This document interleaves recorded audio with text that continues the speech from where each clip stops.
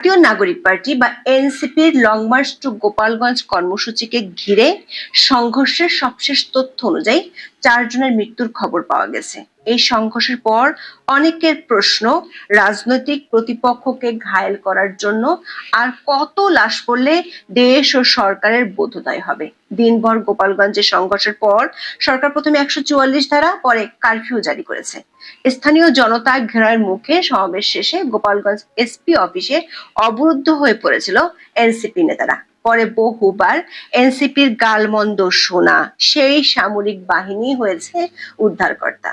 দর্শক, সামাজিক মাধ্যম ও রাজনৈতিক বিশ্লেষক মহলে গোপালগঞ্জের এই সহিংসতার খবর নিয়ে ব্যাপক প্রতিক্রিয়া দেখা দিয়েছে। অনেকেই বেশ কিছু প্রশ্ন তুলেছেন, যেগুলোর দেশের স্থিতিশীলতার জন্য ভেবে দেখা দরকার। অনেকে মনে করছেন গোপালগঞ্জে কর্মসূচিকে কেন্দ্র করে উস্কানিমূলক বক্তব্য দিয়ে আগে থেকেই সংঘাতময় পরিস্থিতি তৈরি করেছে এনসিপি নেতারা।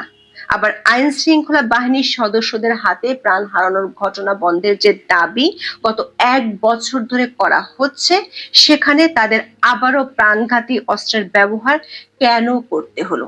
যে 4 জন মানুষ মারা গেলেন, তাদের মৃত্যুর দায় কে নেবে? সংঘাতময় পরিস্থিতি এড়াতে কেন আগে থেকে 144 ধারা জারি করা হলো না? কেন ঘটনার পর জারি করা হলো?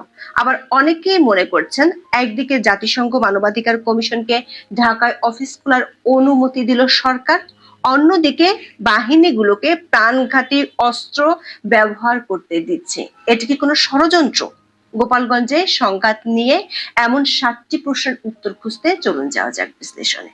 সরকারি কিংস পার্টি বলে পরিচিত জাতীয় নাগরিক পার্টি বা এনসিপির পদযাত্রা উত্তরাঞ্চল ঘুরে দক্ষিণাঞ্চলে গিয়ে ঠেকেছিল 16তম দিনে। বরিশাল হয়ে এই পদযাত্রা গোপালগঞ্জে পৌঁছার আগে 15 জুলাই রাতেই এনসিপির ফেসবুক পাতায় ঘোষণা দেওয়া হয় 16 July march to Gopalganj NCP.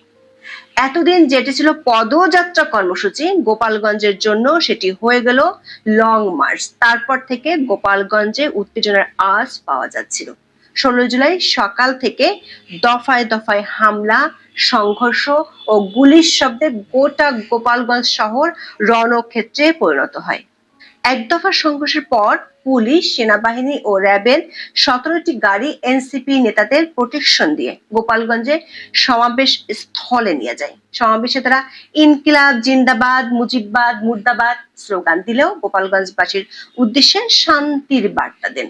সেই সঙ্গে গোপালগঞ্জকে মুজিববাদ মুক্ত করার ঘোষণা দেন তারা। সমাবেশ শেষে এনসিপির গাড়িবহর রওনা হওয়ার পরই পৌর পার্কে হামলা হয়।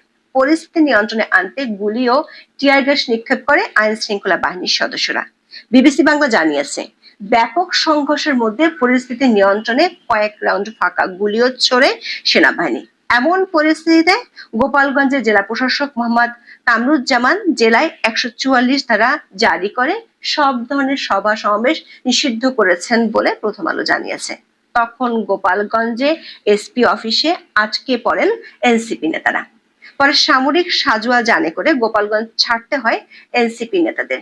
সবশেষ খবর হলো, তারা গোপালগঞ্জ থেকে খুলনা সার্কিট হাউসে পৌঁছেছেন।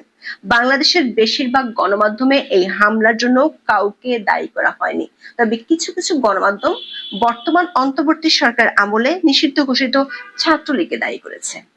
এদিকে বিকেল থেকে সামাজিক মাধ্যমে গোপালগঞ্জে মারা যাওয়ার খবর ছড়িয়ে পড়ে। বিবিসি বাংলার খবরে বলা হয়েছে, গোপালগঞ্জের সংঘর্ষের ঘটনায় 4 জনের মৃতদেহ সদর হাসপাতালে এসেছে বলে জানিয়েছে কর্তৃপক্ষ। গোপালগঞ্জের 250 শয্যা জেনারেল হাসপাতালের তত্ত্বাবধায়ক ডাক্তার জীবতোষ বিশ্বাস বিবিসি বাংলাকে সন্ধ্যা 7:45টার দিকে জানান, এখন পর্যন্ত 4 জনের মৃতদেহ হাসপাতালে এসেছে। তাদের শরীরে আঘাতের চিহ্ন রয়েছে। সংঘর্ষের ঘটনায় আহত অনেককে চিকিৎসা নিলেও তাদের সঠিক সংখ্যা এখনো জানা যায়নি। সন্ধ্যা 7টার দিকে সরকারের পক্ষ থেকে জানানো হয়, গোপালগঞ্জে কারফিউ জারি করা হয়েছে। উপদেষ্টা আসিফ মাহমুদ সজীব ভুঁইয়া নিজের ফেসবুক পোস্টে বলেছেন, জীবন মৃত্যুর মতো পরিস্থিতি না হলে সাধারণ জনগণ কেউ ঘর থেকে বের হবেন না। দর্শক, শান্তিতে নোবেল বিজয়ী অধ্যাপক ইউনূসের শাসনামলে এমনিতেই মব সন্ত্রাসের জন্য দেশের মানুষের ত্রাহি ত্রাহি অবস্থা। গোপালগঞ্জের সংঘর্ষের ঘটনার পর অনেকেই প্রশ্ন তুলেছেন সরকার চাইলে এই প্রাণহানি এড়াতে পারত কিনা। অনেকে বলেছেন এনসিপি সরকারের পৃষ্ঠপোষকতায় যে রাজনীতি করছে সেটি ওপেন সিক্রেট। এনসিপি নেতারা সারা দেশে কর্মসূচি করেছে পদযাত্রা নামে, কিন্তু গোপালগঞ্জের কর্মসূচির আগে সার্জিস আলম পোস্ট দিয়ে জানায় মার্চ টু গোপালগঞ্জ। এরপর নাহিদ ইসলাম সহ এনসিপি নেতারা একই পোস্ট দেন। পদযাত্রা শব্দটি সহিংস বা বিরোধপূর্ণ কোনো কর্মসূচি নয়। অন্যদিকে মার্চ মানে শুধু পদচারণা নয়, এটি প্রতিপক্ষকে চ্যালেঞ্জ জানানো, রাজপথ দখল করা, রাজনৈতিক শত্রুর দিকে ধাবিত হওয়ার কথা বলা। এটি এক ধরনের উস্কানিমূলক শব্দ। আসিফ বিন আলী তার ফেসবুক পোস্টে প্রশ্ন রেখেছেন, হঠাৎ করে এই পদযাত্রা হয়ে গেল মার্চ টু গোপালগঞ্জ। পার্থক্যটা স্পষ্ট। এনসিপি এখানে উস্কানি দিয়ে এই কার্যক্রম হাতে নিয়েছে, নিজেদের শক্তি প্রদর্শনের জন্য এই শব্দের পরিবর্তন করেছে।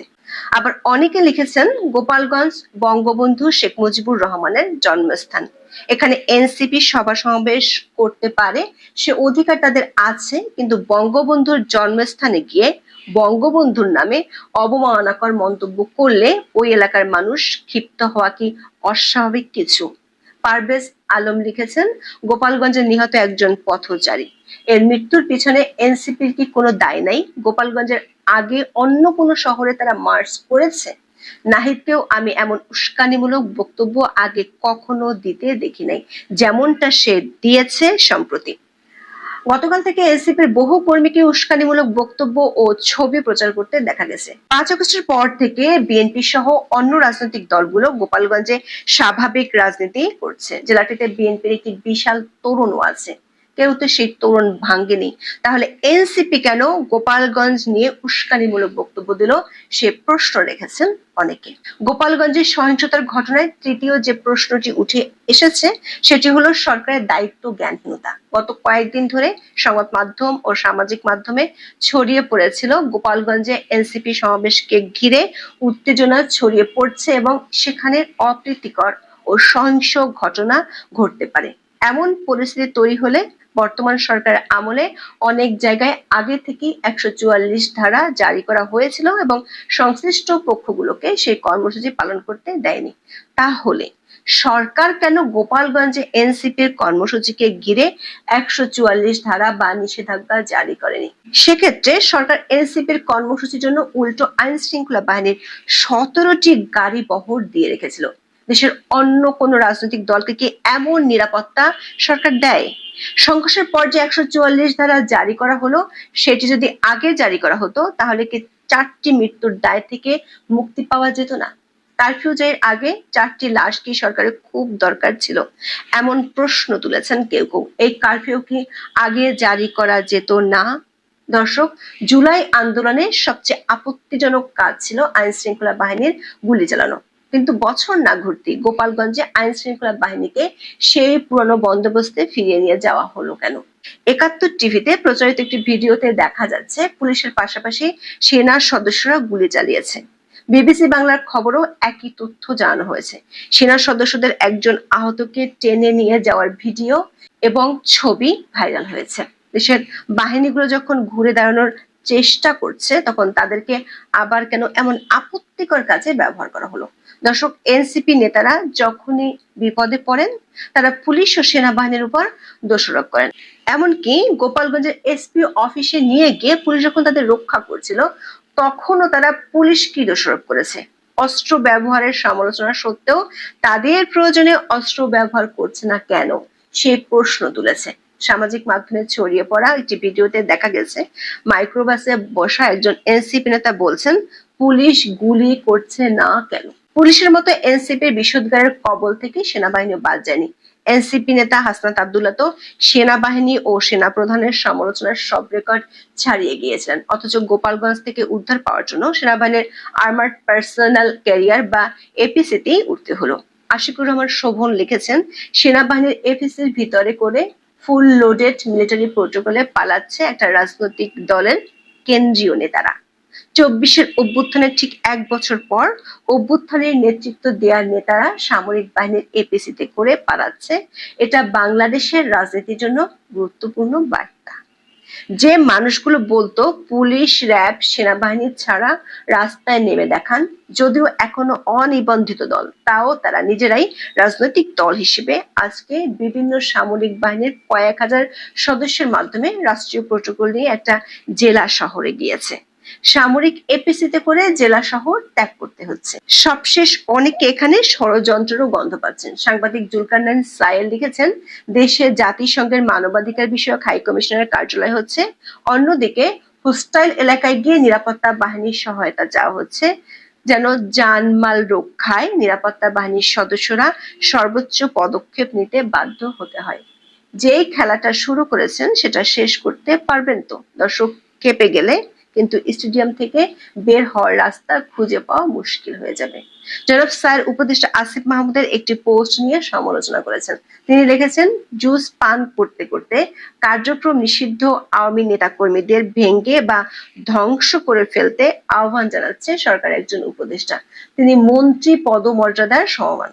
তিনি আরো লেখেন, যদি কার্যক্রম নিষিদ্ধ আওয়ামী নেতাকর্মী কেবল আওয়ামী লীগ সমর্থনের জন্য আক্রান্ত হন, সেটা আপনাদের পুরো অন্তর্বর্তীকালীন সরকারকে কঠিন প্রশ্নের কাঠগড়ায় দাঁড় করাবে।